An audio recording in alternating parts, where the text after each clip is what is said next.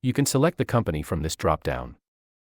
For this demonstration, I will log into Sample Company Limited using the admin credentials.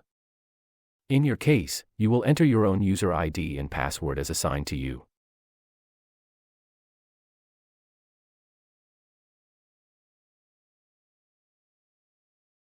Next, we have the session date, which determines the recording date for all transactions performed during the session. By default, this is set to the system's current date. If you need to enter transactions for a past date, such as month-end adjustments, ensure you update the session date accordingly before proceeding.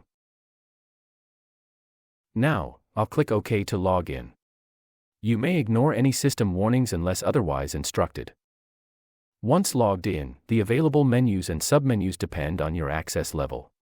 As an admin user, I have full access to all modules. However, your access will be limited to the specific modules relevant to your role.